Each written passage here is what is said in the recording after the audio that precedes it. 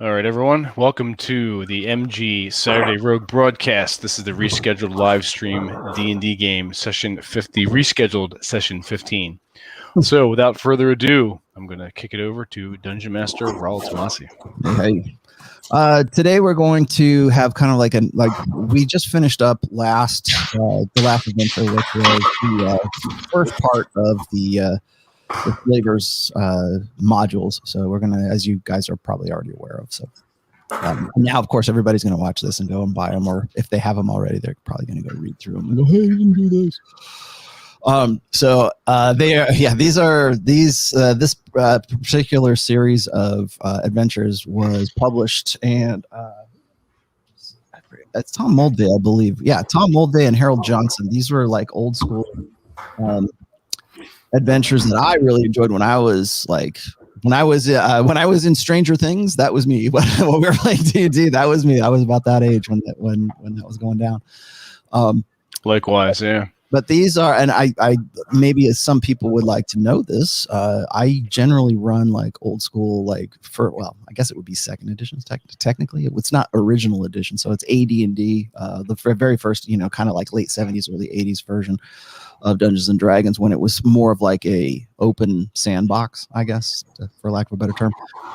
So for people who go, "Hey man, I know that adventure," thank you very much. Yes, that's what I've been running. So. So this is a 4-part series. So we finished part 1, which was Slave Pits of the Inner City, and so now we're going to be moving on to the next thing today. But I want to consider today or tonight's show to be sort of like a episode 0, so we can sort of do a little bit of bookkeeping and keep things in check to sort of transition from the last adventure to this one. So. As it stands right now, we are not going to have Aaron for as far as I know, we're not going to have Aaron included in the next one because he's got other priorities. So that's fine. So where we left it off, you guys were in the that circular chamber where you had finished off all the weasels and the orcs, and the only thing that managed to get away from you was that gnome fucker, the gnome illusionist. So you're pretty sure it was an illusionist right now, and can polymorph himself much to Sled's chagrin. So the escape route that he used was a ladder that led to a trapdoor that was in the ceiling of the back area of this room where Sled had managed to kill one of the slave lords. And so now, as it stands, you have we can just pick it up from there if you want. Sled is going to be recalled back to the guild. So you guys already know, he's done his duty, right? He's got to go back and he performed the hit. So he's got to go back to the guild and get his bounty for that. So Grot, you being Sled's best friend, you will have to sort of bid him farewell. And Grot said eventually, sort of 10 minutes. Search his pockets before you let him leave. Yes. I'm gonna get my healing potion back from Sled. Okay. Or I'll beat him to a pulp. There's a little. I think there might be a couple. I think there's a couple of doses left. I think there's like 2 doses left. Yeah. 2 of the 4. Because he took down 2 of them. So yeah, I'll give that back to you. You can have a half full healing potion. It's what is it? Heal. I think it's a healing potion. Let's just go. Yeah. It could be less or it could be greater. I'm just gonna say it. Even if it's just a midline healing potion is going to be like 2d8, I think. So half healing potion. Okay. Yeah.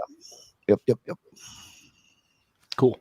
And so, anyways, the major thing, the thing that you guys need to, well, you already know this because Gray is already kind of looking over these things, but you managed to get a hold of some maps and some inventory and some paperwork, let's just say, of logging and categorizing and inventorying the human stock that they are moving.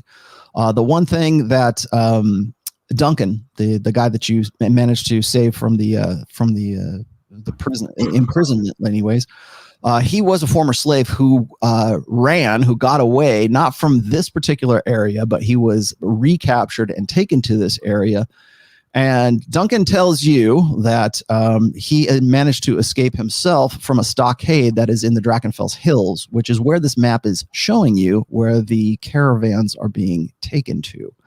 And so Duncan mentions, how he got away out of the stockade, managed to get out. It's a pretty well fortified stockade that was part of the old world that was and is sort of being repurposed right now by the slavers and by the orcs and hobgoblins and goblins that are using this particular facility. They've kind of rebuilt portions of it. So there is a stockade that is probably about, think about it, it's got to be at least maybe 4 or 5 days away from where you guys are at right now, if you decide to go that way, which of course you will.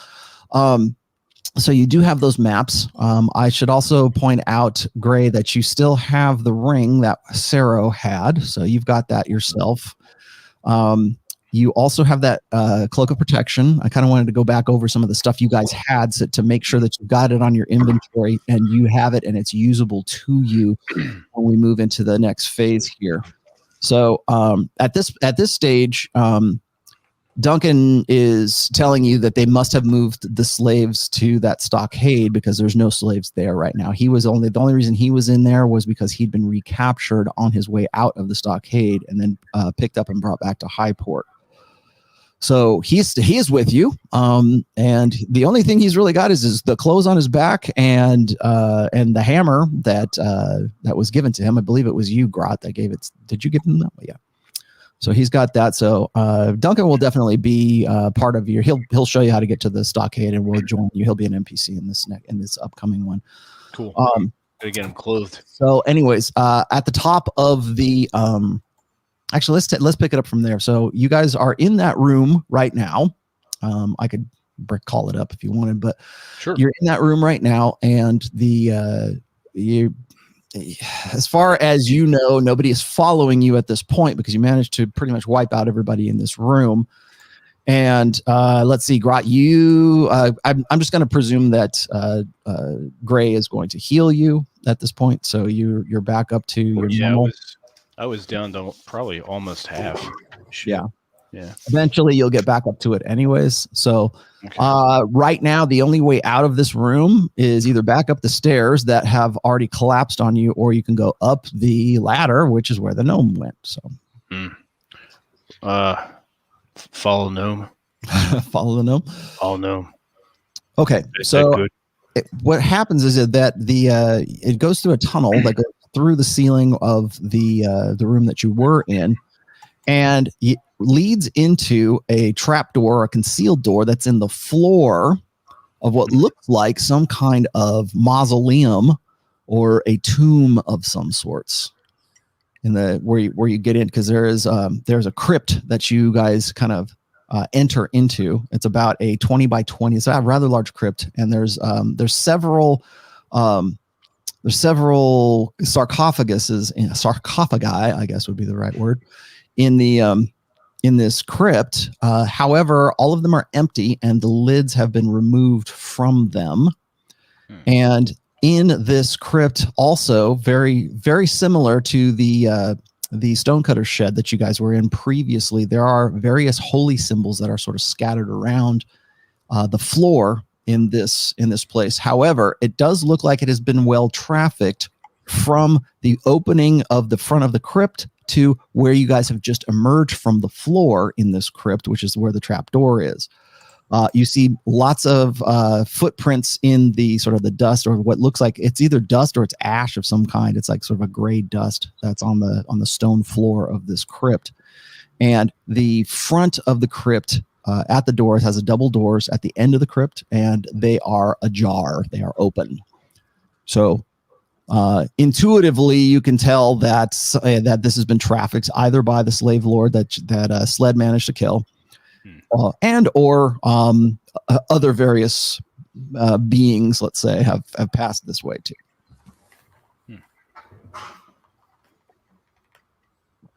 So you are now in this crypt, and So that's where you're at right now, and the only thing that you can see right now is the interior of this crypt.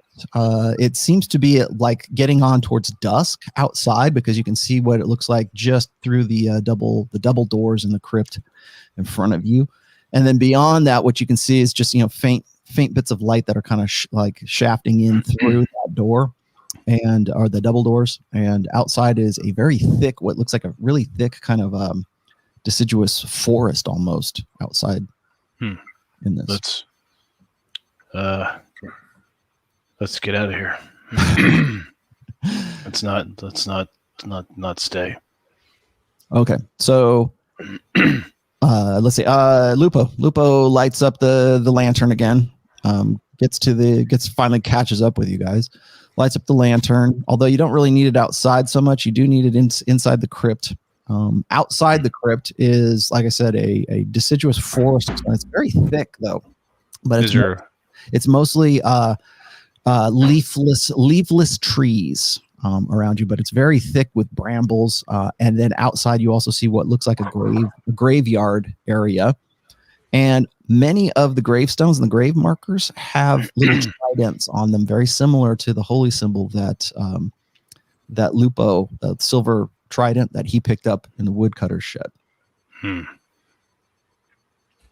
And there is a path through the trees. Is it very wide or is it narrow? It's about 6 feet wide. Okay.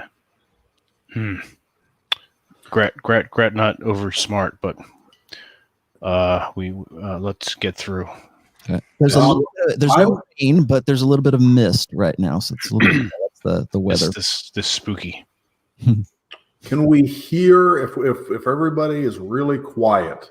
Can we hear anything? Wildlife, any chatter, anything that would indicate that there's anything nearby? Give me a perception check, like all of you. 21. 15, and for perception, what else do I get?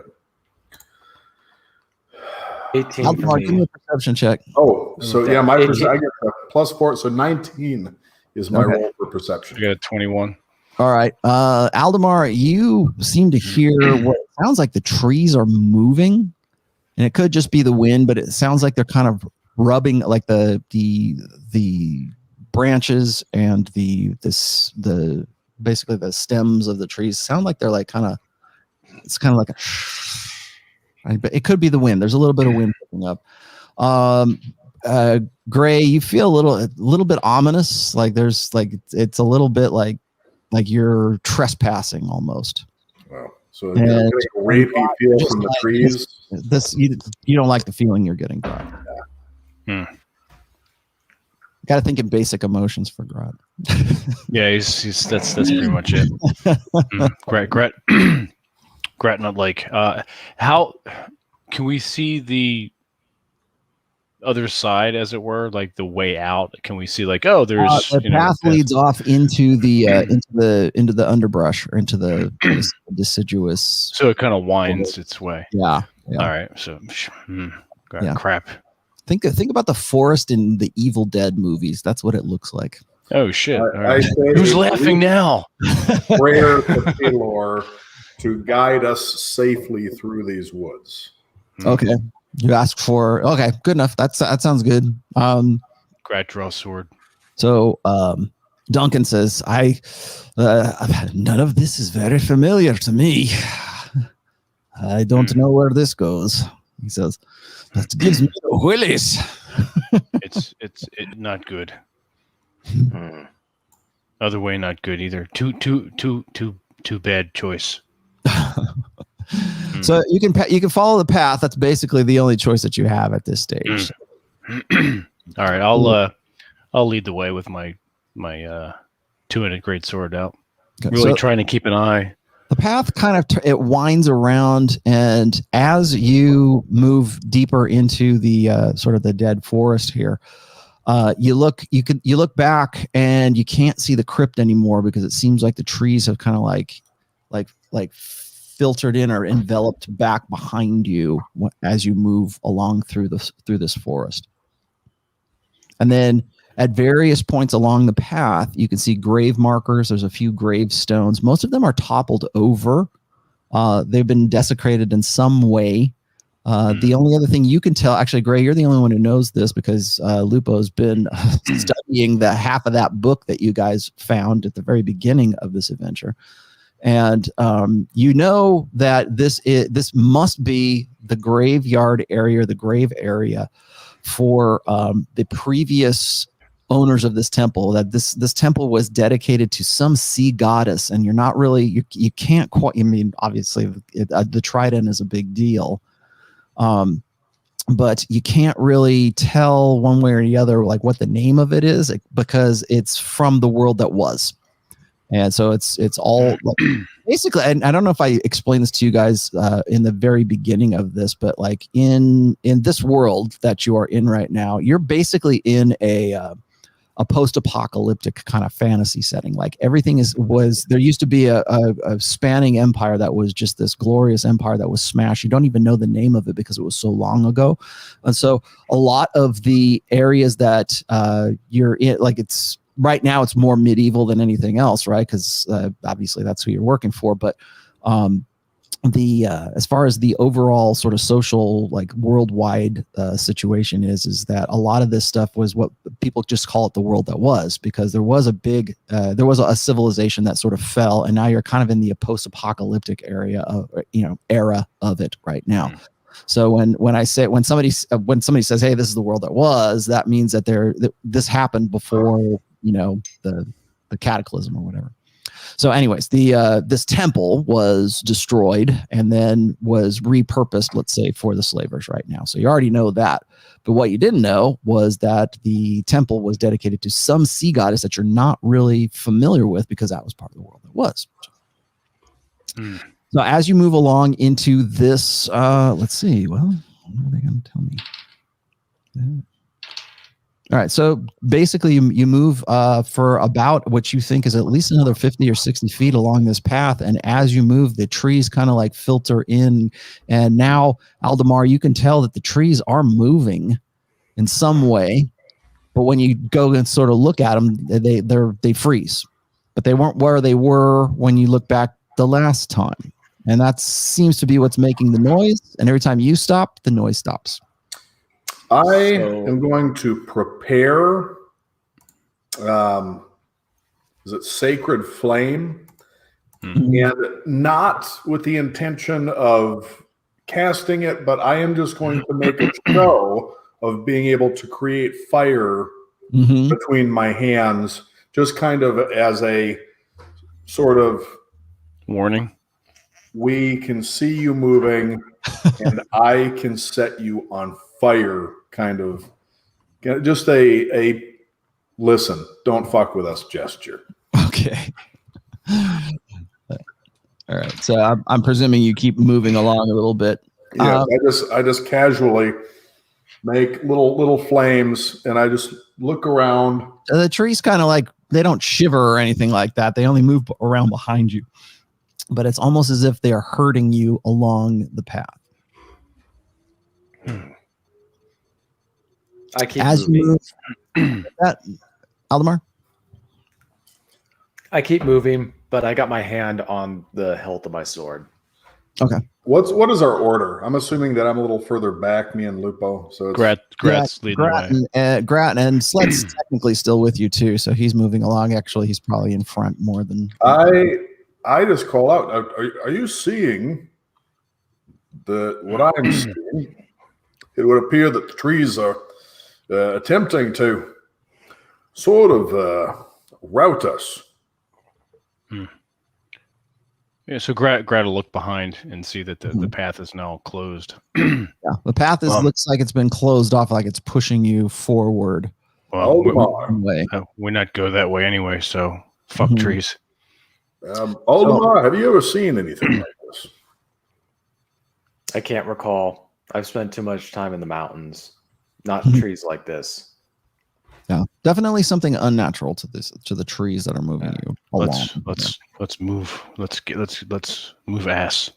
So as you're going along, you move about another 50 feet along this path, and you come to an area of about 4 different grave markers. They look as if they have been like scratched over. You can't really make out what the language that's been engraved into this. They're basically just plain stone, but they look like they could be like they were worked at some point, like they were smooth, but then they've been like sort of destroyed. And the only thing that you can really make out on these is the trident symbol that is very similar to what Lupo has now slung around his neck, which is that trident, the top of the trident thing that's on his neck. And he looks over at you, Gray, and he says, Master. And he points to the gravestone, and then he holds out the trident that's around his neck, and he points, and it's almost an exact match to the one that is on the grave markers there. And as he does so, the trees kind of move a little bit away, or they kind of shuffle a little bit back from where the graves are, where Lupo's kind of like he's down on one knee trying to show you like the similarities of the holy symbol versus the what's been engraved into the grave markers. Maybe some kind of control I thing. tell him, Lupo, hold up that amulet and move a little closer to that tree, I point to the tree that's closest to him. Mm-hmm. I would like to see something. Okay. It seems as if like a strong breeze moves against those trees, and they kind of like push back a little bit. Curious. Don't get too close.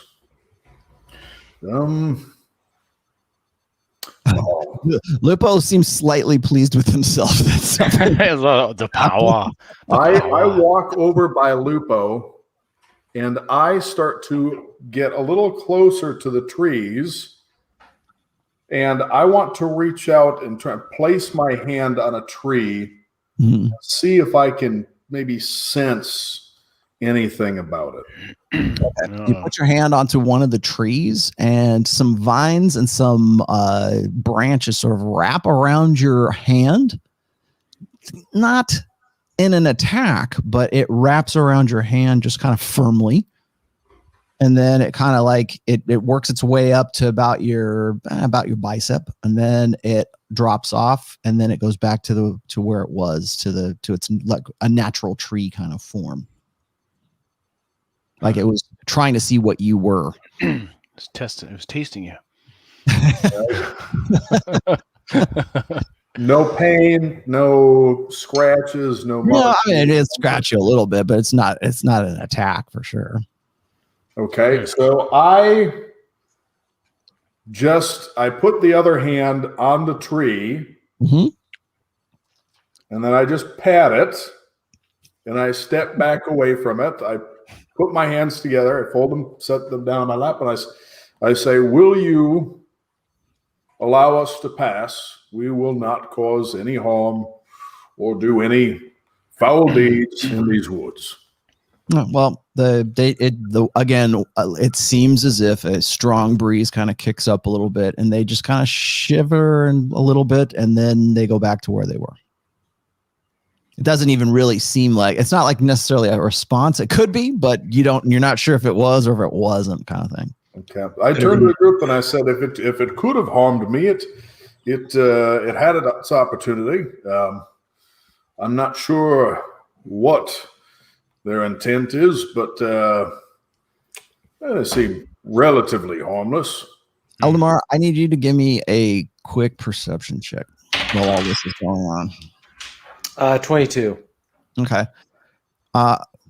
Per your tracking skills, you can see that this path is not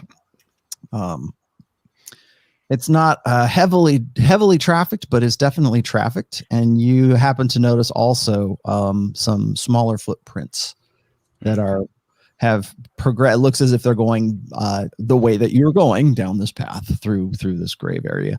Also, at this point, Grot, you can see, because you're the tallest member of this party.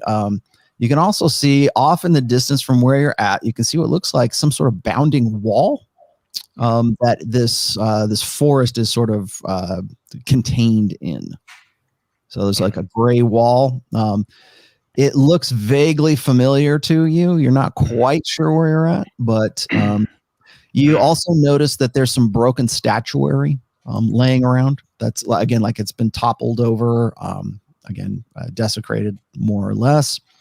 And again, that's about all you see on the path. So it appears to you, Aldemar, that perhaps your gnome friend ran this way.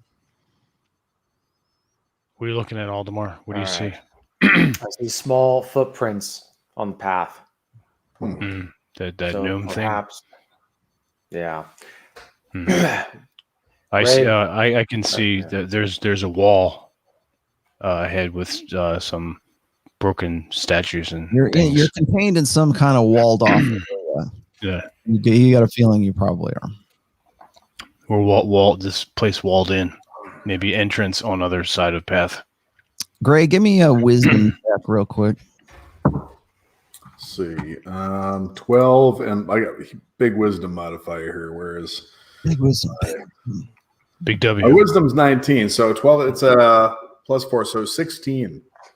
16. Good enough. You and with Lupo's help, you can at least discern that you're probably in a graveyard that was probably the cemetery for the old temple where you guys are at right now. So you're clearly above ground now, and you're in some sort of cemetery time. And again, it's if I had to peg it at a time, I would say it's probably about 4:30 or 5 o'clock in the evening or afternoon right now. Okay. It's overcast and there's a bit of mist. You can also, Aldemar, you can smell salt on the air because, as you know, you guys are by the coast. Keep moving, I guess. Yeah, but stay on alert. Yeah, It's so wrong. keep my sword at the ready. Keep both eyes peeled. Okay. I'm taking my sword out and just holding it over against my shoulder. Okay. All right. So you move down a little bit further, and you move for what you think, because you're having trouble judging distance because, again, the forest sort of closes up behind you as you move along. But as you're moving along, you come up to a walled section, and in that wall, you see two double doors, and they look fairly ornate. And from this side, you see what looks like nails bashed through those doors, sticking out. You see some they look like, I guess, for lack of a better term, they look like railway ties. Like smashed through the wood of the door. But the pointy ends are sticking towards you, and they look like they have been. It looks like that door is has been bashed quite a bit. But there's, like I said, there's nails poking in, and I need let's see, I need Grot, and I need from the other side or from the inside. On the side that you're on right now, you see nails. The pointy ends of nails coming through the door toward you. They pounded them in from the outside, probably to keep something from getting out. Mm-hmm. Grot, Aldemar, and Gray, you're never going to get this but just get Grot and Aldemar. Give me an intelligence check.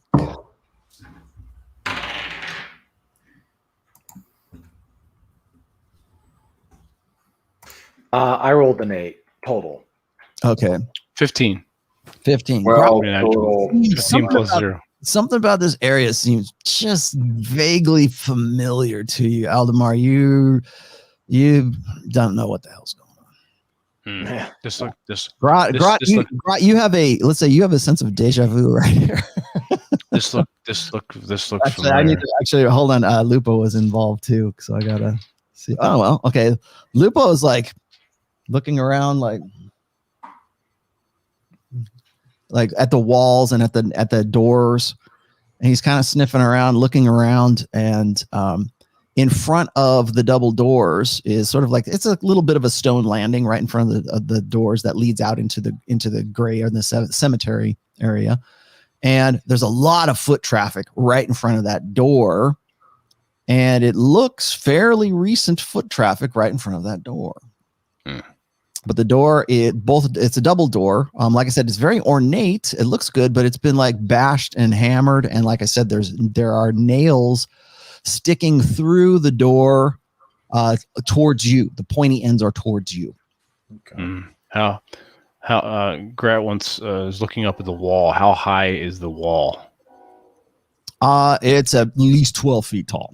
And you can even see at the top of it, it looks like there's some sort of crenellation at the top, but a lot of the wall itself has crumbled away from the crenellation that's on the top. So there might have been some sort of like decoration at the top of this wall. But and right now, all you're seeing is pretty much what like the trees, the deciduous trees, and you see the gray sky. And like I said, there's a little bit of mist and maybe just a slight bit of sprinkling, like rain coming down. Do any of us have a grappling hook that we could put on a rope and throw up to the crenellations? Grat has a rope and grappling thing. It's part of his pack, I believe. I've got. I have a rope. I have a rope as well. We could tie a big sturdy stick to it and toss it up between the crenellations too. Greg, give me a intelligence check while we're. I could also attach the rope to one of my. I rolled a one. Okay, you're clueless. I could attach the rope to one of my arrows.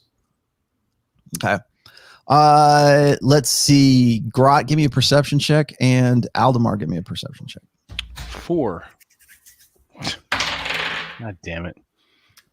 It's the senility. 24 total. Okay. You are beginning to understand why this seems familiar to Grot right now.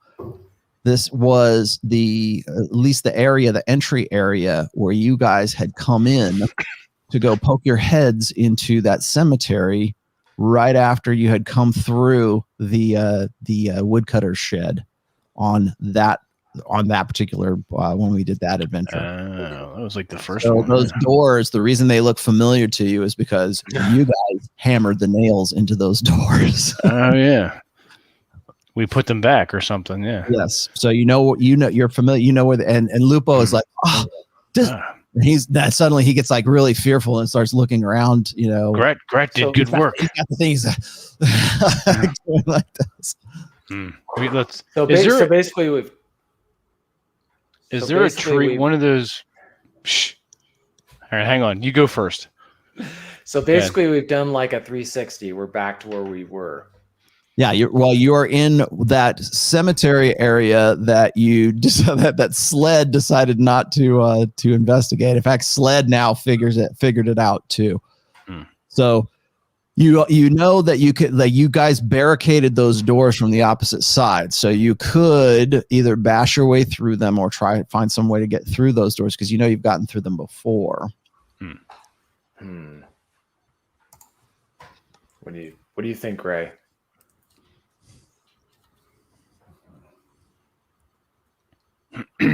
Gray, what are you thinking? Drew's looking at something. Yeah, I'm looking at my I'm looking at my actions for destroy undead and the stuff like that because I think we got something going. Sorry, say again. I was checking my undead related abilities. Basically, there's nails in the door that we remember because it was where we had been a long time ago when we were first coming to this area. Upper areas of this, yeah. Yeah, upper area, yeah. So we got to figure out how to get around this. Damn it. Is there a tree near the wall? There's lots of trees near the wall. All right. Like I was saying, I could fire. I was saying I could fire with air. Let's Gray, ask tree or tell tree what we do. Climb this tree and let's hop over a wall now. Okay. Are the trees up against the walls where we could pushed up against? Yeah, there's a few that are pushed up against the wall. Let's use tree as ladder, friendly ladder. Are there branches low enough we can reach that we can climb it practically? Yeah, I don't know that they're. Hold on, let me see something here.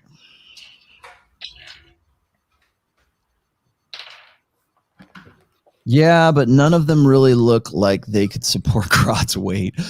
Maybe Lupo's. Maybe I am going to go up to a tree wall, and I'm going to place a hand on a branch and just not try to lift myself on it for a while, but just to see how it reacts. And then I'm going to very cautiously begin to pull myself up. Mm-hmm. Okay. And when you do so, the branch wraps around you and it holds you like freaking iron, like holds you right where you're at. And more branches kind of wrap around you and just basically hold you right where you're at. Are they trying to crush me or just hold me? No, they're not trying to. You're not even taking any damage, but it is like steel like cables around you, but they are branches from the trees. Do I have a free hand? If you back away from them, you can. They'll let you go back towards where the doorway is. Or towards the doorway. Okay. Yeah, they let you go, but you try to get through there, it wraps around you and holds you fast. I step back, but I place a hand on it again, and I say, if you understand me, not once. Lean in with your branches. Nothing happens. Stupid tree.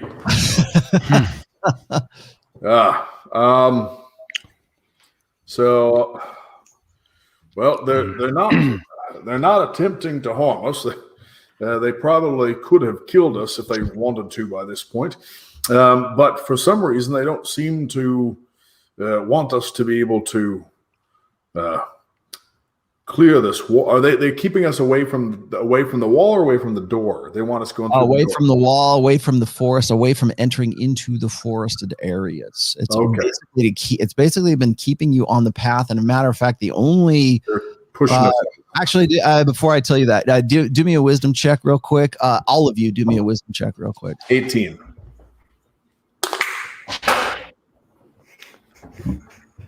This ain't gonna be good. I got total. I rolled a 3. Okay. 16. 16. Okay, and you got 18. So Gray, you're the only one who notices this. Is that the only member of your party that these trees kind of like move away from is Lupo. Okay, he's got the amulet. Well, we don't want anything in there. We want out. Send Lupo up the tree with a rope. Do we have a way that we could force this? Has anybody attempted to open the door? You can break the door. You've done it before. I'll break the you do have Grot and you do have Duncan there, and maybe Aldemar could do something. I don't know how. Let's try to open this door. All right. They seem to be trying to steer us out. What is the door made of? Like heavy wood. Heavy wood. Right. Okay. And it looks like it's got some kind of iron mixed with brass banding in it for the hinges. So I have a tinder box. I have a tinder box and I got a torch. Okay. Hang on. Let Grab try break first. All right. All right. So Grot, before you do that, let me see. Duncan takes the hammer that he has and he's trying to smash some of the nails back a little bit so you don't injure yourself when you're trying to break through the door. So thank you. So it takes him probably a good like 3 or 4 minutes to knock out enough of these, like to smash them from this side and knock the nails through the door so that you can at least get a shot to break through if you want to try. All right. Well, I rolled a 12 plus 5 is 17. Okay, so you kind of bump in, you kind of push into, blast into it. It gives a little bit, but you weren't not with that roll. You're not going to do it. So it's going to definitely take a combined strength to push through what you guys pretty much barricaded your own selves in this thing. Pretty much, yeah. All right, so Aldemar, let's try again. Aldemar, roll a strength check. Grot, roll a strength check, and I'll roll for Duncan at the same time. All three of you can go. Nice. Oop, I got a I got an 18. 19. So I rolled a 20 plus 5, so 25. 25. What's your strength? Plus 5. Yeah, but what is your strength? Oh, strength.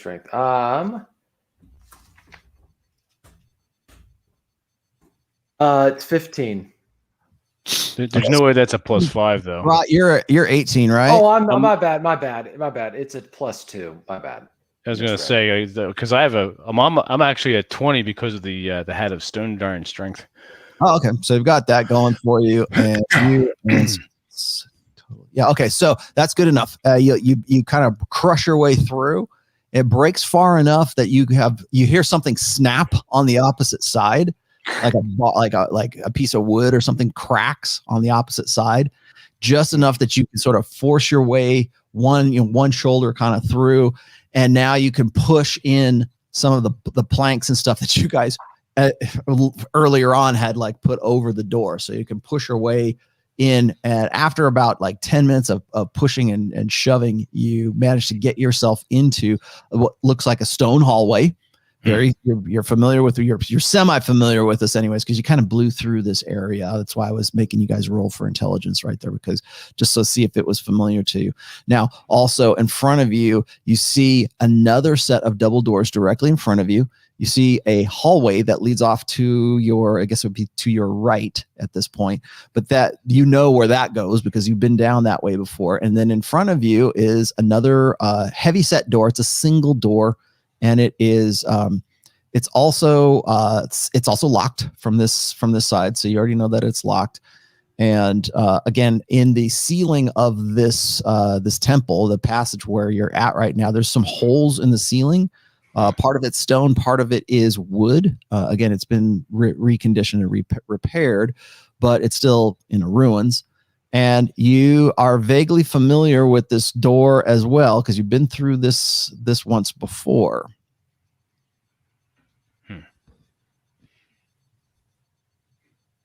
Keep going. Should we Right. board up cemetery? Sure. You don't have to. You can if you want from this side. Maybe push Yeah, let's do some it. nails back in. So we're gonna Reclose. maybe not as tightly as we did before, but enough to keep it closed. Mm-hmm.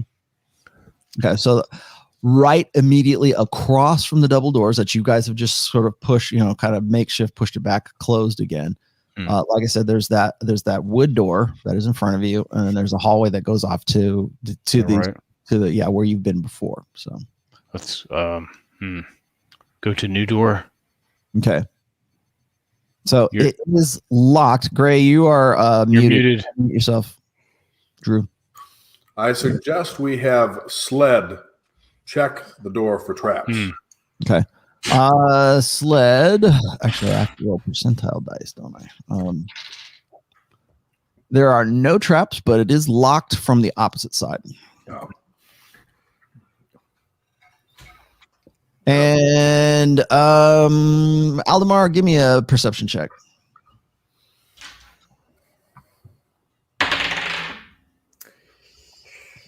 Yeah, good.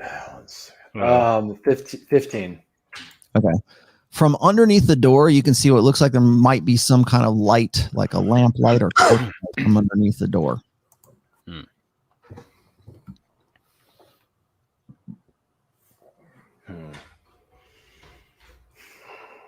All right, let's go forward.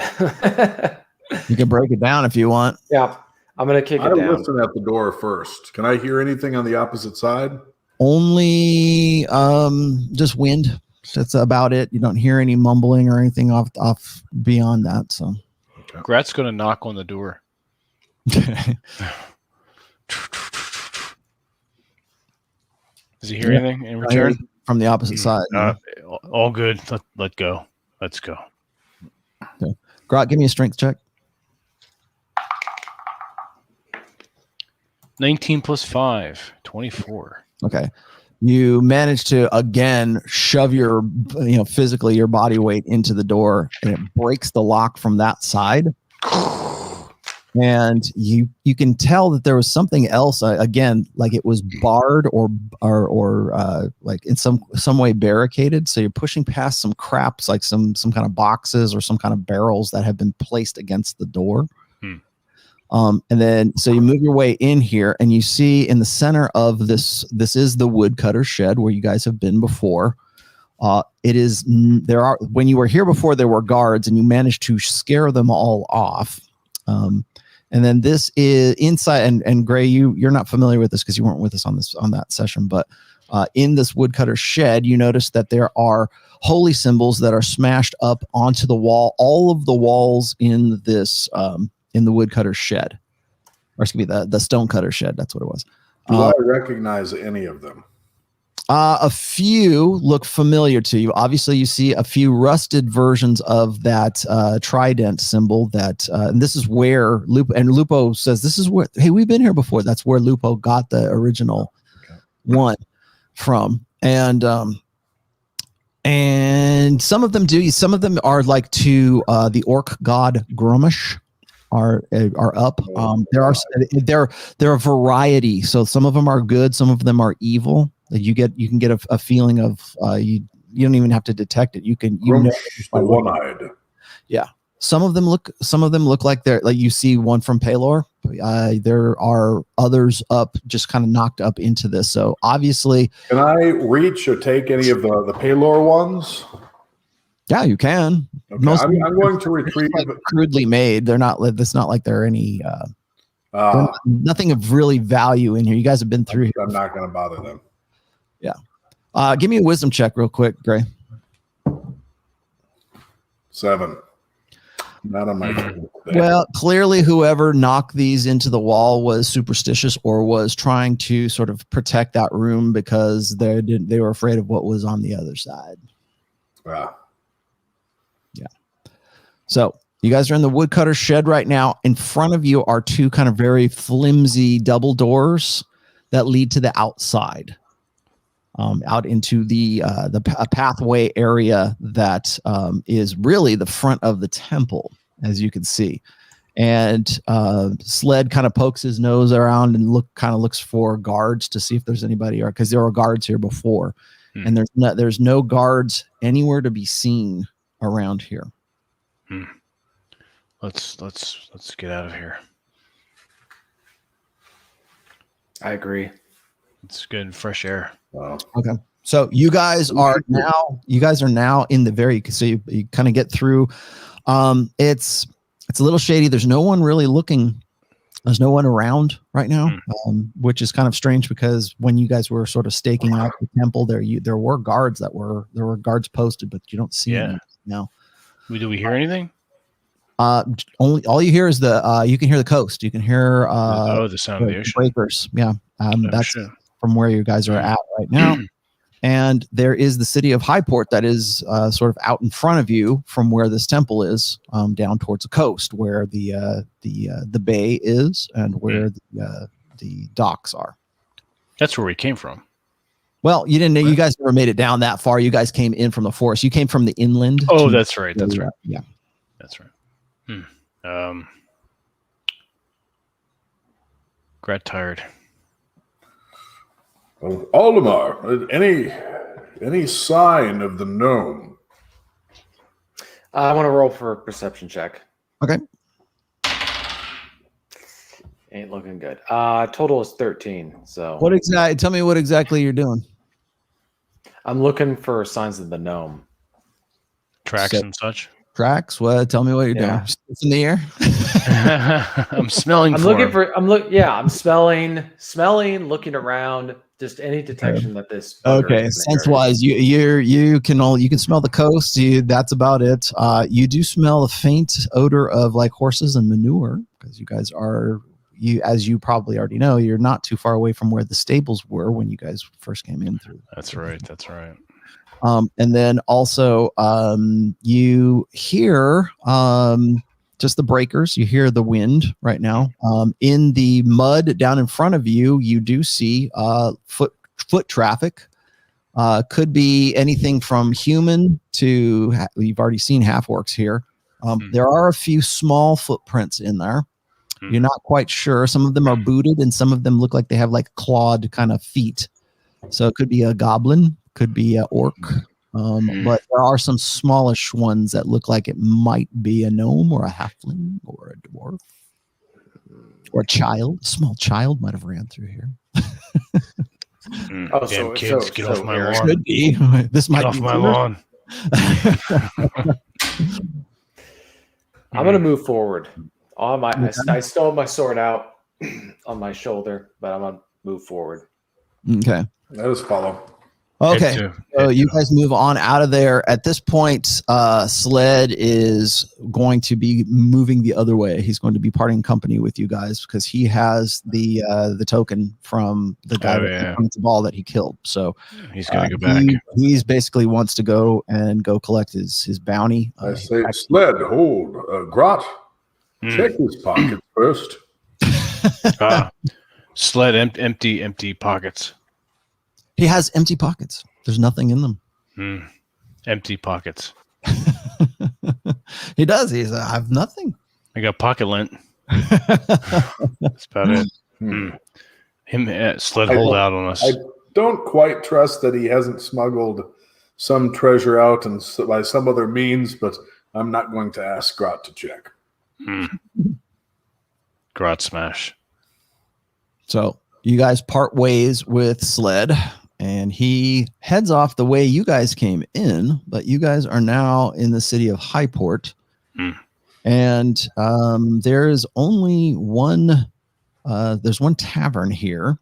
Again, it's kind of a seedy kind of area. Like I said, this is sort of being rebuilt up. So it would occur to you, actually all of you, that if anybody knows about the slaving operation that's going on right now, or even the let's say demi-humans like orcs and half-orcs, whatever's going on up at the temple, they're not talking about it. It's primarily the very few people that you see are look like they are sailors or they were crew for some ships. You only see one ship in the harbor, although it looks like it could take about 10. And the construction along the docks area of where you're at seems fairly new, but it seems crude. It looks as if it was put together kind of hastily, let's just say. Or by a bunch of idiots. By a bunch of idiots. Yeah. I'm going to pull Lupo in a little bit. Is he wearing that medallion on display? No. It's underneath his shirt. He's got it around. He's got it on a chain right now under his. I was going to tell him to tuck it in if he doesn't. I tell him to stay close, be quiet, eyes and ears open. So you guys are kind of moving through this area, and you come upon what looks like some kind of tavern or some kind of like drinking establishment. There are some trades and craftsmen around here, but it looks like as if they're selling stuff that has just come off of like boats and ships that have come in. So there are things to buy if that's what you're interested in, or you guys can simply recuperate, let's say, at this tavern and this inn. I suggest we recuperate and also get Duncan some clothing. I'll take first watch. Grad find some ale and cheese. Okay, you can go. Smell meat snacks. The tavern is simply the Highport Tavern. That's all. Again, not very imaginative, and looks like this whole area, this whole township, has been sort of hastily put together. Should we risk asking around about the gnome? You could go and there. Okay, give me a wisdom check, all of you. Hell, even Duncan. 18. I have a +1. Okay. Shit. 10. 4. Duncan is all. So remember, Duncan is a former is technically an escaped slave, but he was part of a group of a group of adventurers who were trying to do exactly what you guys are doing right now. And sort of put a stop to this, or at least get some investigate and figure out what's going on. I asked Duncan, by any chance, do you ever hear anyone refer to the gnome by a name or title? Actually, let's try to find out. He says the gnome is probably a well-known slaver / trickster, and he thinks the gnome's name is Narzi. Narzi. Are we in our room in the inn, or are we just in the You guys are in the front area. There's like a tavern at the base of it. You guys can get the tap room or whatever. You can get usual this tavern, really, this inn is really for sailors who are just sort of there on port, and then they go out with the next ship. So you guys can stay there if you want. I am going to go to the. Do I see anybody tending bar? Who's by the bar? Yeah, there's kind of a guy with kind of greasy black hair who's behind the bar. They're mostly there is rum and beer. That's all they have. That's all they serve. Nothing fancy. It's certainly not Greyhawk. It's certainly not Greyhawk. So okay. So I approach the bar. It smells a lot like fish around there. I put 3 gold pieces down on the bar, and I say, "Friend." When you put the 3 gold pieces down, the guy's like, "I've never seen that much money before." Yes, friend. Yes. I would like drinks for my companions, and meat snacks. I feel foolish, but we were supposed to meet a gnome by the name of Narzi.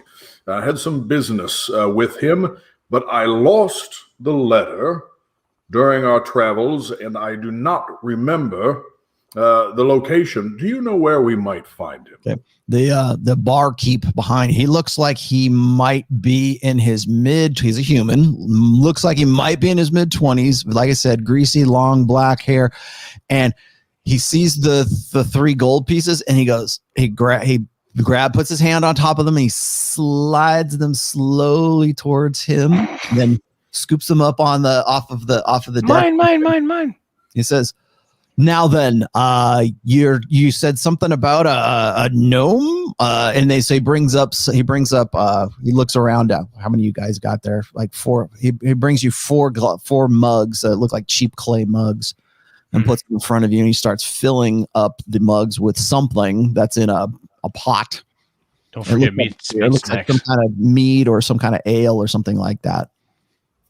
Puts it into these cups, and he says, a gnome.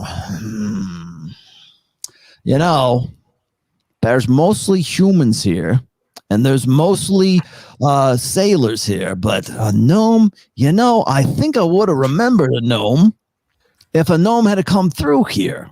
He says, "You mean a gnome like..." He puts his hands down like is there any other with a beard? Is there any other kind of gnome? He points around the room. There's like several guys with beard. Where might this fucker wants more money? Yeah, exactly. Where might one go to learn things that are happening in this town? If I wanted information, where could I acquire it? Yeah, he looks at you and he says, "Well, this is the only tavern in Highport." In other words, you're the buck looking for stops money. here. You're looking for he wants more money. He wants more gold. Where you're looking for more money? Find some feminine company for the evening. But Tony, she's a whore. He leans across the table to. He says, "Father, you don't want any feminine company here, Father." And he smiles a big grin, and you can hear they have beards too. You can hear a couple of guys in the background kind of go. I slide another gold piece across the table, and I say, "My companions aren't picky." Slides the gold piece just like he did before, puts it in his hand. It like practically disappears. It's like sleight of hand. And he says, "Again, Father, you don't want to know what kind of girls are here." He says, I don't think Paylor would be very appreciative. Well, not for me. And I can always knows exactly like your religious background. He looks at you and he like brings it up immediately. You're young. For his own good. So I can understand your confusion. Of course, I have no interest in the horrors for myself, but women, whores in particular, can't be trusted. And often, whores are privy to all sorts of secrets. And it's not too difficult to ply them with a little bit of gold. So, of course, I would not, a cleric of Paylor, stoop to such behavior. Grot, what are you doing while he's like rambling here? I'm drinking the rum, and you said there's bacon here. There's food. No, I said it smells like fish here. Is there Grat smell meat snacks? They have you smell fish. They have some sort of chowder that's going on. You could probably get some of that. You can see from what other people are eating around this fine establishment. You can see some sort of like baked or boiled like cod or something, I don't know, on the plate. So there's food here that's like basically like there's potatoes and some vegetables, and that's pretty much it. Grat not picky. Give what on menu. What they eat. Give what they eat. I'll take that. All right. So I'm going to be eating. Well, I'll half listen, but I'm going to be Aldemar, give me a perception check real quick. Oh, God damn it! Damn it, Bobby. 15. All right, Aldemar, as Gray is kind of rambling on to trying to find out something from the bartender, you also notice something piques your curiosity. You look around, and you notice that there are no females of any variety in this establishment. This is an establishment that our friend Sled would appreciate most. We wandered into a medieval gay bar. Oh, crap. You don't get that feeling. It's not a bathhouse. Yeah. Again, this is a port of call. Yeah. I turn to Gray and Grat and I go, I think we should take our chances anywhere else other than here. Grat will finish his food real fast and drink the rum. Yeah. I haven't touched any of the rum, and I don't want to drink it because good food. We know a fellow guy who likes these kind of bars who also drinks a lot of rum, so we don't want to do that. All right, Grat, finish up. Don't drop your coin purse, boy.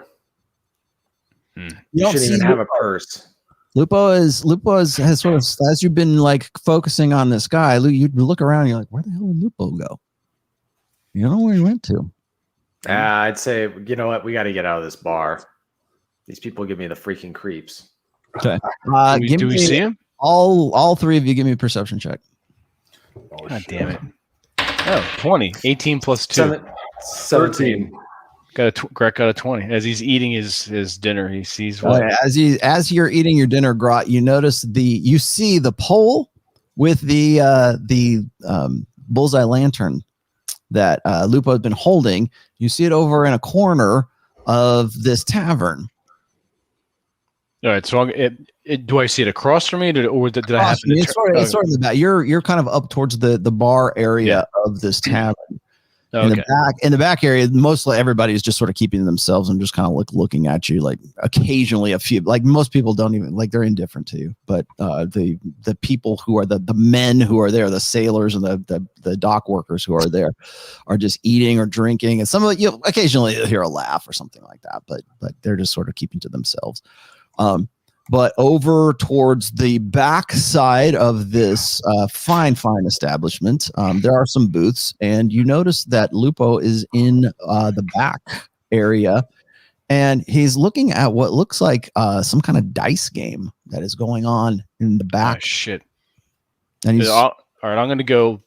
He's kind of you see the back of him anyways, and he's looking in at this game. And you kind of hear every once in a while you hear kind of like So I tap Aldemar next to me, and I point this out. Nick Lupo- August is in the chat. Nick, you should play. We got to have him. We should get Nick to play Duncan. We should totally get Nick to play Duncan with his Alabama accent. That'd be great. That'd be pretty cool. Okay, so anyways, Grot, you're kind of chowing down. So I stop and I you're the see only one Lupo. that's everybody else, like you see Gray and Aldemar kind of going. So I point out to Aldemar. Aldemar, look in corner booth. There's a dice game and Lupo is. Yeah, you kind of hear Yeah, like get a him. flattering of what you're pretty Okay. familiar with what's going on. It's a common dice game for sailors. Okay. Go collect And go- Lupo. By the way, too. So Yeah. Okay, I run over there and I grab Lupo by the scruff of his shirt and I drag him away from the table and like we're going. okay. And As you try to drag him away from the table, you feel him being pulled back towards the game by a little hand that's grabbed onto his forearm. And you can see that little hand is attached to a halfling that is running the dice game right now. He says, hey, no, he's in. And he I pulls him say back. he's out. Drags him I back. say he's out. I say What he's fuck? out. Okay. I say he's out. One so more. One He's got, last so you warning. notice that Lupo has a couple of dice. They look like they're bone dice of some sorts that are in his hand. Is he And winning? He goes, I'm winning. I know I'm winning. You think let him you're go. winning. A good gambler knows when his luck has run out and yours just ran out. Grab your Subtly place a hand on Lupo's shoulder. I cast guidance. I'll allow it. You can roll a d4 and add allow it it. to any one ability. Cool. All right. Do you guys I could roll it, but I'd rather one of you guys roll it. So let's see. Aldemar. No, actually, Gray. Do you have 2d6 there? Yeah. I got a bunch of d6.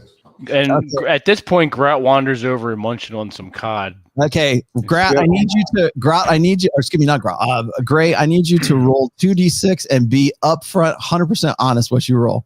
4 and 1. A 4 and a 1. Okay, so, okay, good enough.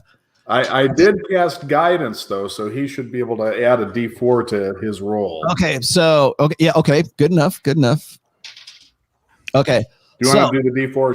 You don't understand exactly what's going on here, Gray, because you are a cleric and priest of Palor, but the halfling who looks like kind of a young, from what you can tell, looks like a youngish halfling. Now, remember, in this particular world, the demi-humans are pretty rare.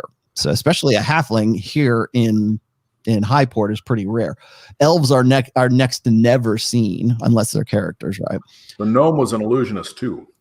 Yeah, the gnome was an illusionist, but the halfling is there, and he tosses 2 pieces of silver to Lupo after that roll. And Lupo goes, "See, I'm winning." I said, well, good. You've won. I think that's enough for now. And he goes, no.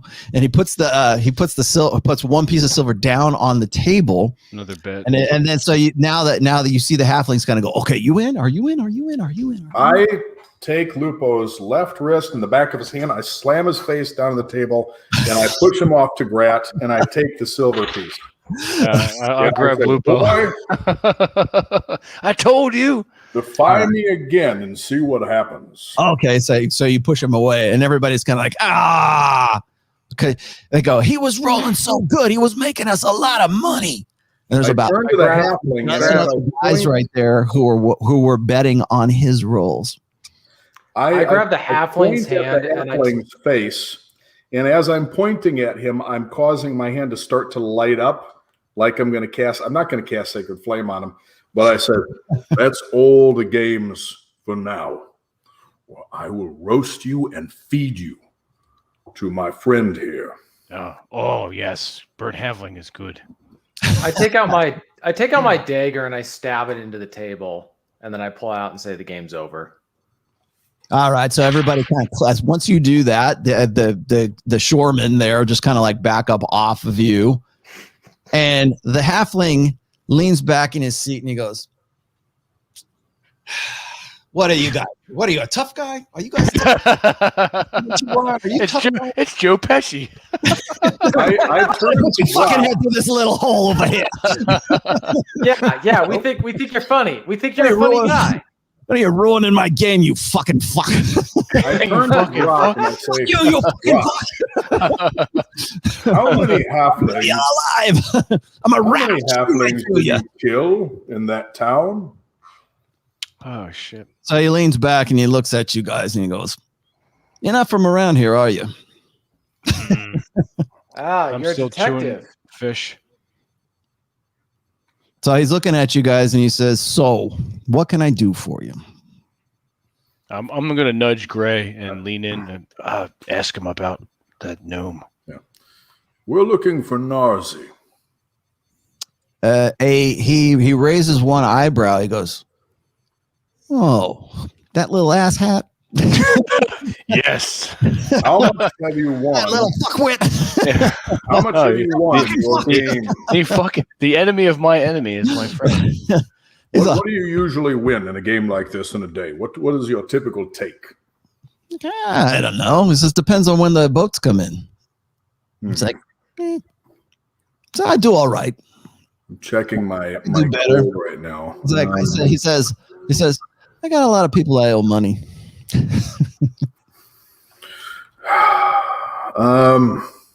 Fuck, what are my gold pieces? Well, Grot's gone anyways, but Gray, do me a perception check, and Aldemar, do me a perception check as well. Oh, fuck. I got 9.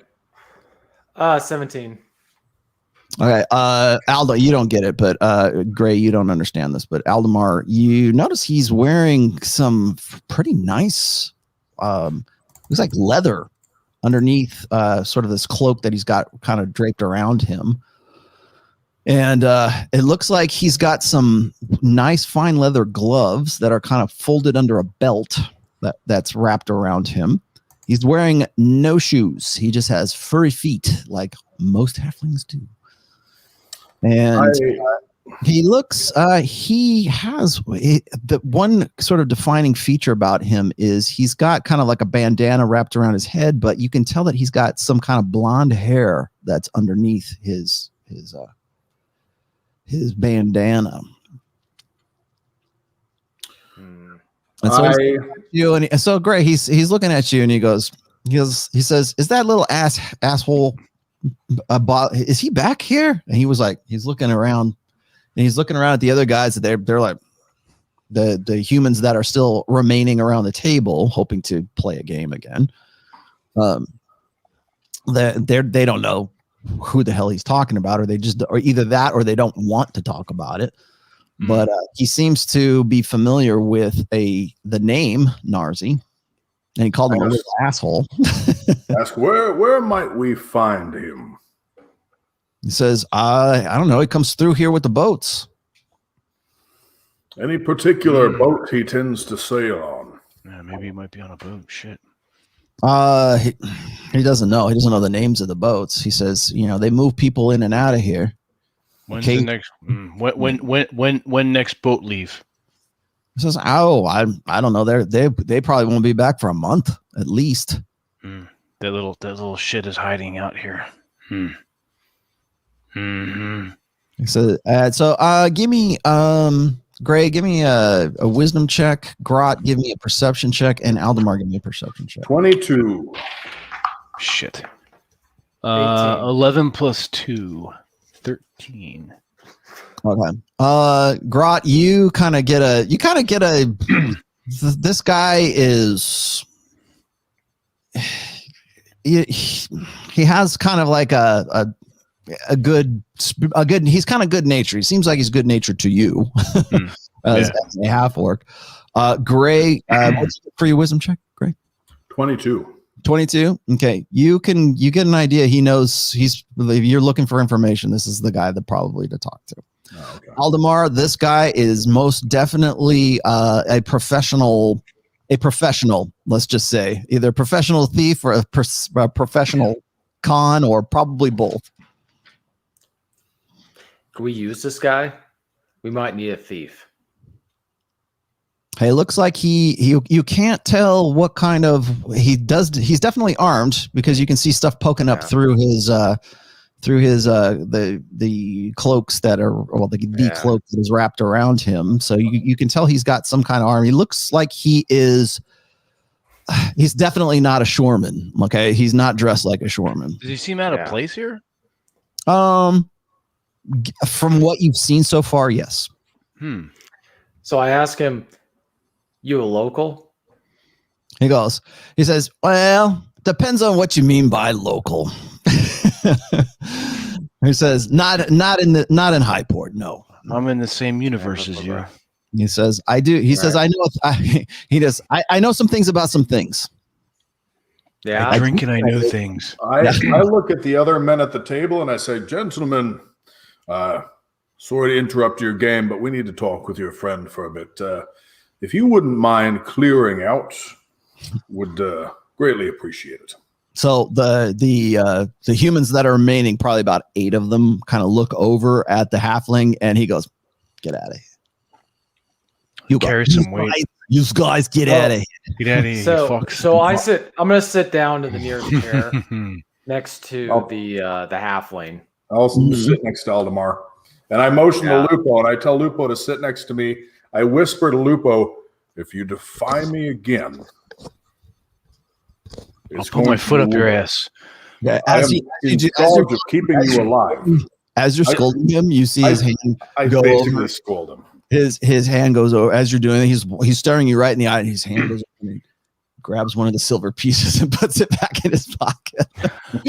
I tell him I'm in charge of keeping him alive. If he does something that I tell him not to, he could get himself killed, et cetera, et cetera. Give him the whole the thing, and if he does it Thanks, again, Dad. Thanks, Dad. The halfling looks over at him and he goes, "That kid's good luck." We know, yes. I'm gonna just stand guard by the table. All right. It's like, so I asked the halfling, "You looking for other work than this?" It depends on what the work is. He says, "You know what? Where are we going? Are we gonna?" He says, "That son of a bitch, Narzi. We're gonna go find him." I don't know what your problem is with that guy, but that guy owes me money." I rolled the wrong one. What the fuck? Ah, excellent. Well, we need somebody who's good at sneaking around, not being caught, and capable of liberating things without being seen. Basically, not sled. Okay. So as you do that, don't drink all the rum while you're at it. Okay, as you do that, he starts to pull something out from under his cloak, and he hands it back to you and puts it on the table. And you notice the item that he puts on the table is your dagger. I said, "You're hired." Yeah.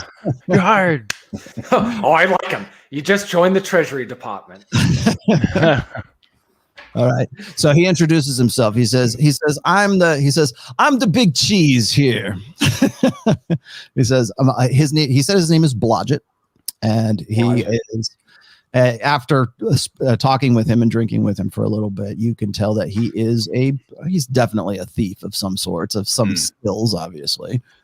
Halfling, and as you can tell, and he knows a thing or two about the slaving operation that's going on.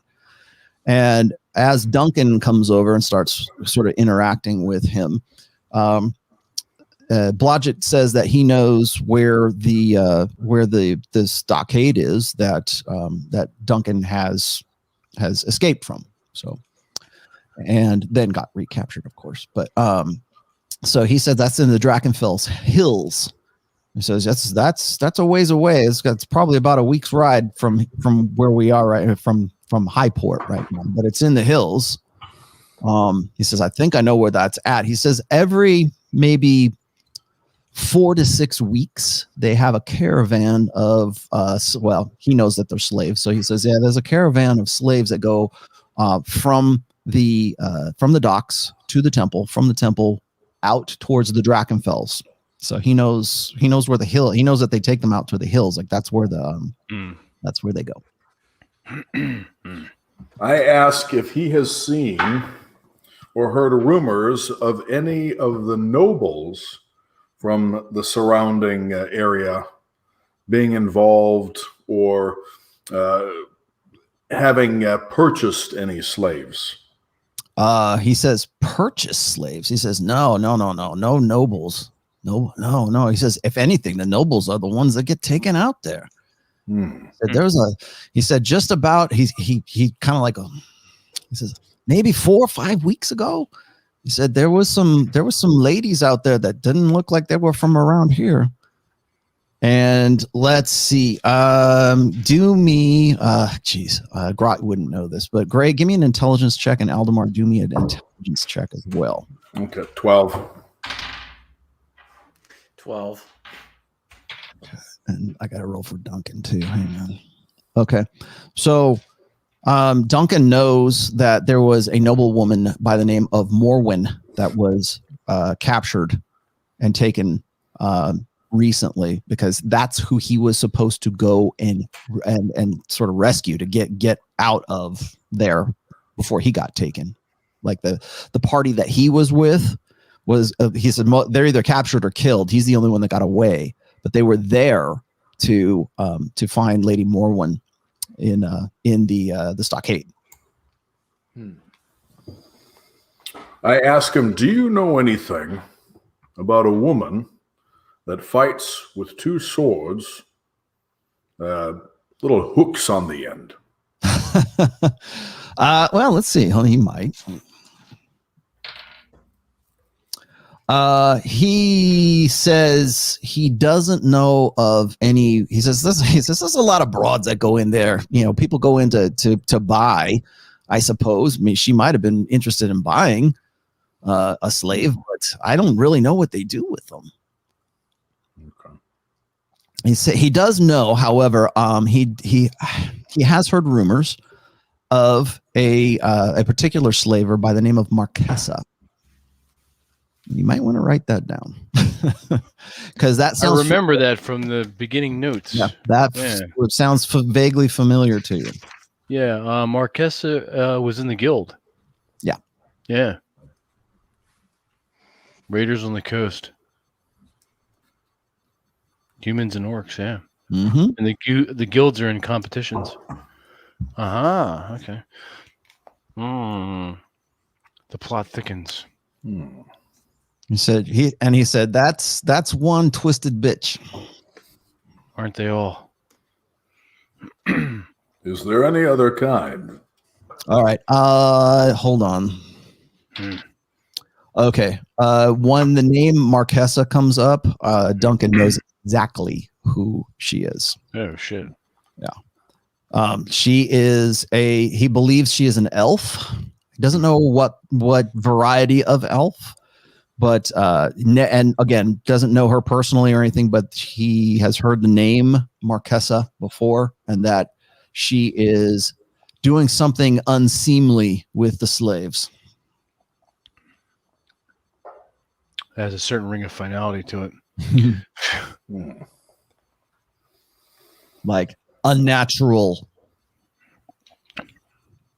A cruel and twisted form.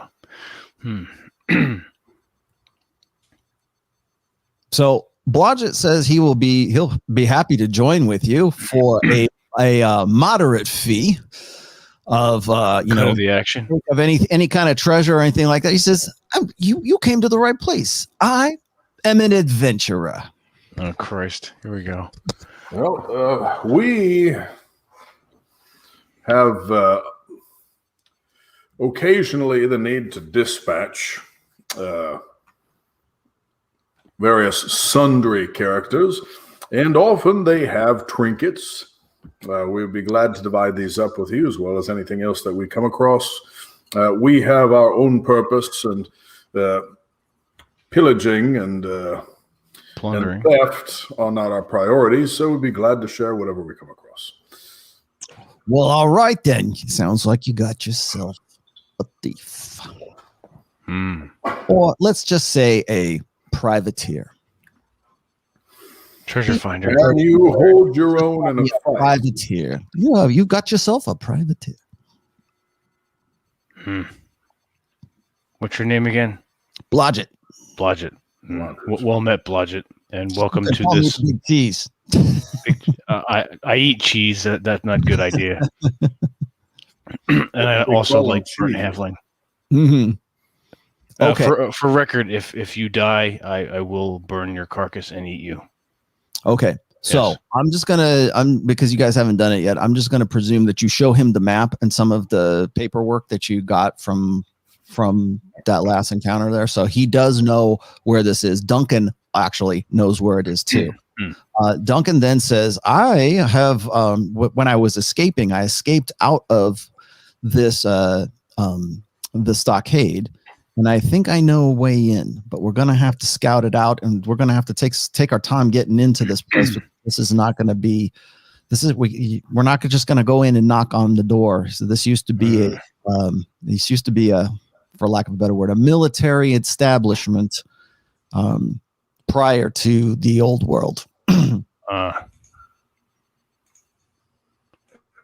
You're going to have to be very, very careful. Do you need to ask? You can ask Duncan or Blodgett specifics at this stage if you want. You know where the stockade is, and you know that there is a Lady Morwen that has been taken as a slave. But there are definitely nobles there, and you know that it is an old order. Stockade of some kind that has been sort of reinforced or repurposed. How far? How many? At least. So I would say at least 4 to 5 days travel from where you're at, if you're on foot, anyways. We buy horses. We did pass a horse stable, didn't we? Yep. There's stables back at the temple. He says you'd have to go in and steal the horses. I'm not opposed. Halo Forgives. Permits So all Blodgett looks at Aldemar. He says, "Or Nature Boy here could just call him out, and they would come to him, right?" That's The not fun quite with how it animals. works. I know you guys. I know you guys flitting around in the forest out there.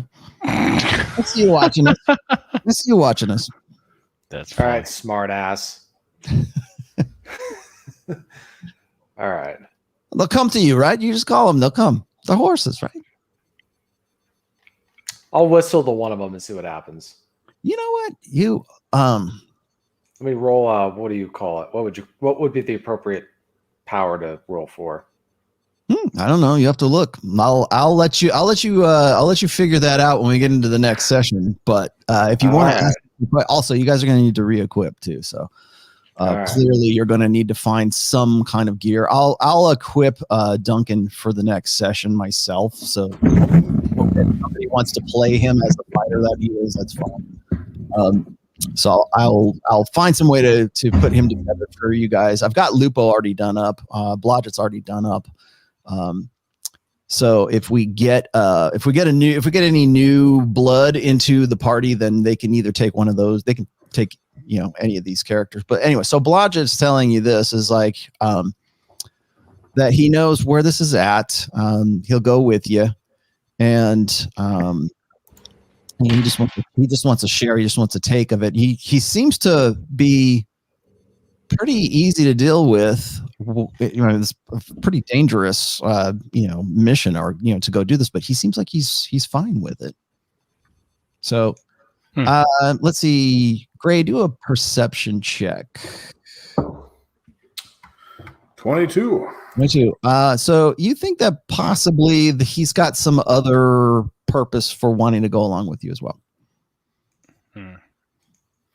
I just put it right out there. I tell them that we have our mission, and whatever your interest is in helping, it's quite fine with me as long as you do not interfere or in any way prevent us from accomplishing ours.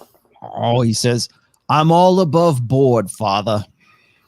If you double-cross us, I will feed you to the orc. He goes, Father, he looks across the table. He says, Father, I'm just a businessman.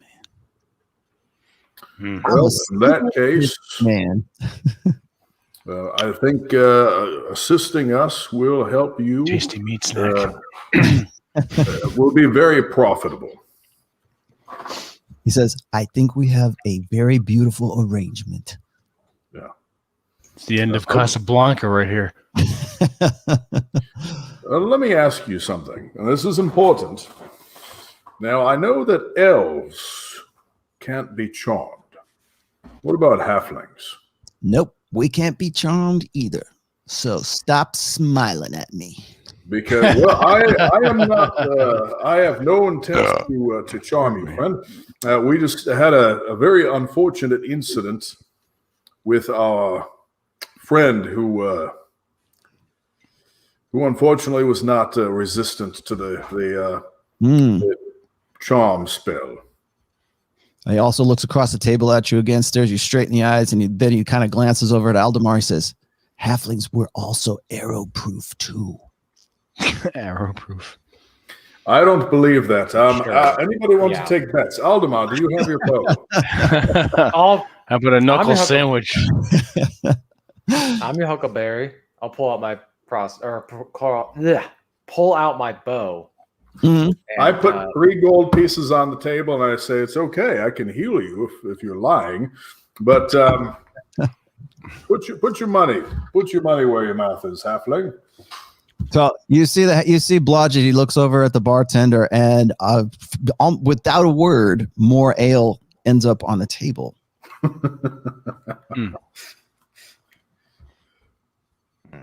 This guy all right by me. So he sucks back.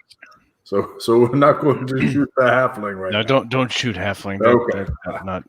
I draw the 3 gold pieces back, and I put them back in my belt. Mm. He says, I like you guys. You're funny.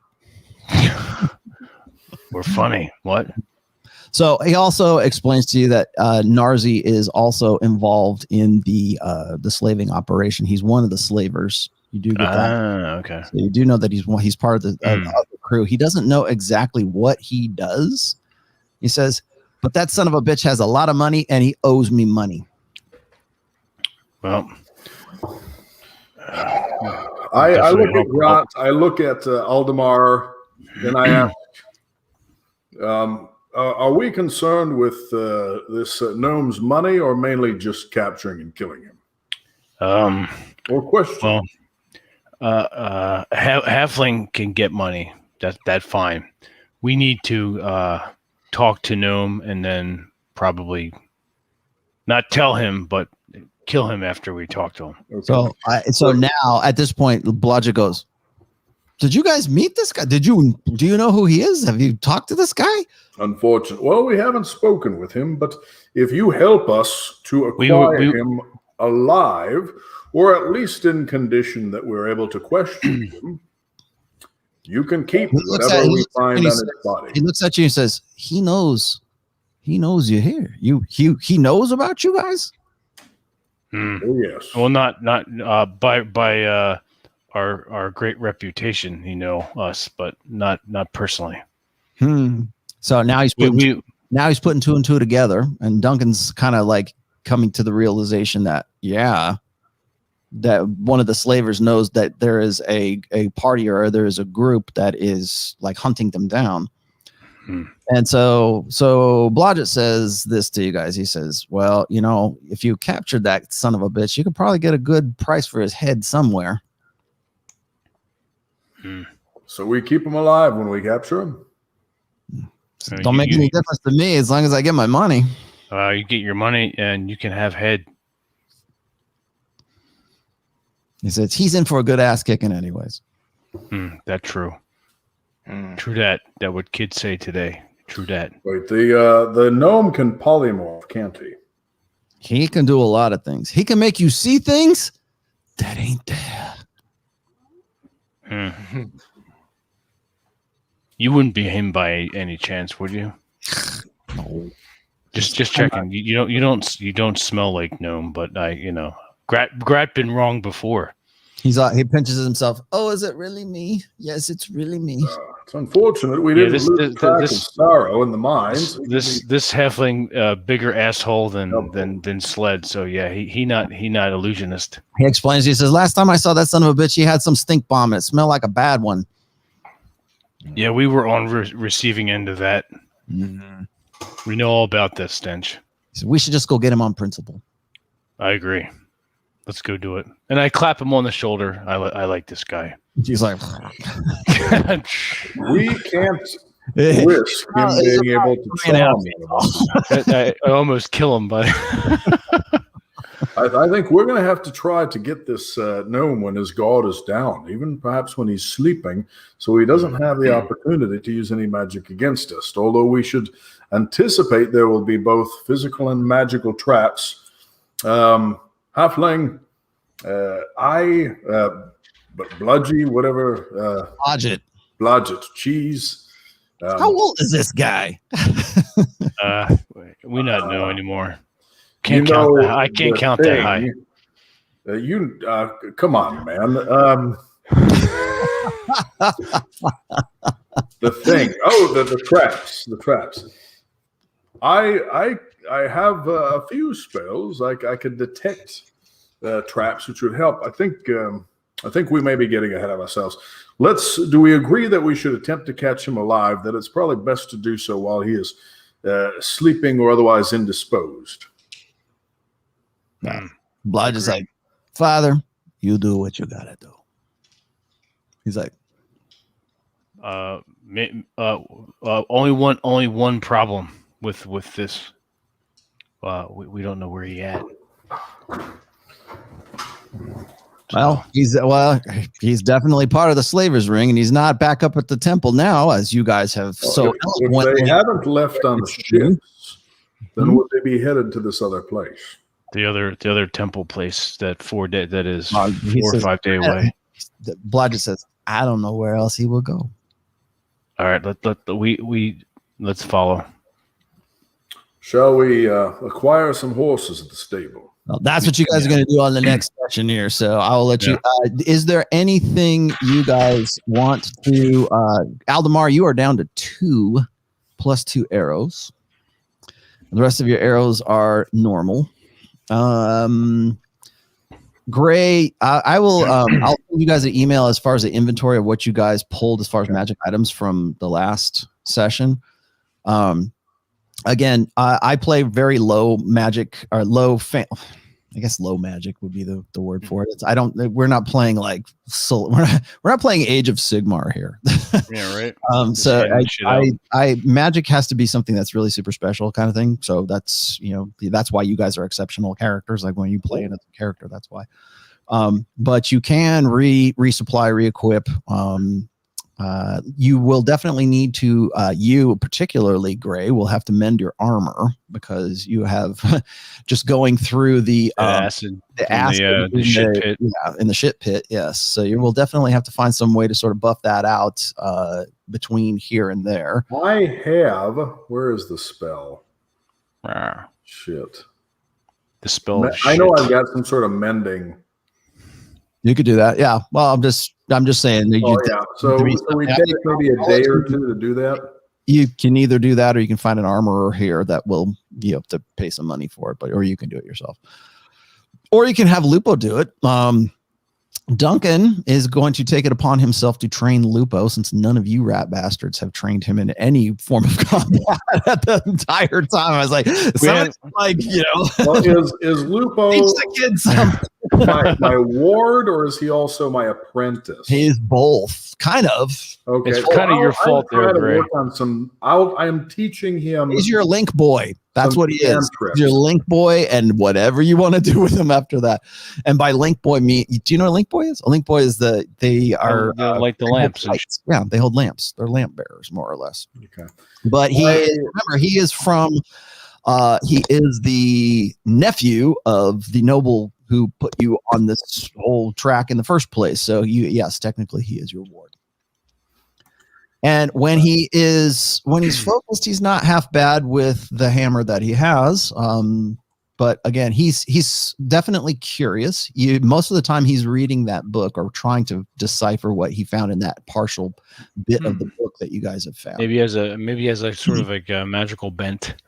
I am attempting to teach him Cure Wounds and Sacred Flame. I figured those are probably two that he needs to learn to protect himself. Mm-hmm. So I will work on those with him, and then just tell me whatever you decide is realistic for him to be able to learn. He is a 15-year-old human boy. So. A big dummy. You big dummy. You big dummy. You big dummy. All right, so I'm going to leave it there. We'll re-equip. We'll reconvene for the next one, and we'll move into the. You guys will go through the Drachenfels, and then we'll get to the first part of the stockade. Like I was telling you guys before we came on, I'm going to do these sessions in sort of like bits so that we can get through this particular module. I'm going to say within like maybe 4 sessions, okay. 4, maybe 5 sessions. We'll see how things go. Again, if Nick, if you're interested, I've got Blodgett, I've got Duncan, and so that sort of rounds out the party a little bit more for you guys as well. So if we can get Jack Napier in, if he wants to play, that's fine. As Lupo? Yeah, if he wants to play Lupo, I actually I have Lupo rolled up, so just in case he wants to play a pre-gen. Cool. And then again, Duncan's still available if we get somebody else. I'm like I was saying before, I would like to get Jeffro in, but we'll see what his schedule is. And see what he says and what his reaction is to that. That's fine with me. We have a slot open, at least one slot open right now, possibly 2, because Aaron has now decided that he's going to reinvent himself. That son of a bitch. Yes. All right. So we'll probably plan for obviously not next Wednesday, but the following Wednesday, which would put that at March 10th. Okay. Let's say 10th? The 10th on Wednesday the 10th. That's good. I think it's the 10th. Okay. Yeah. So Wednesday, March the 10th, tentatively. I'll get an email thread going on that. Cool. All right, everyone. Thank you for joining us. For everyone who's in the chat, everyone who's watching later, we will see you soon.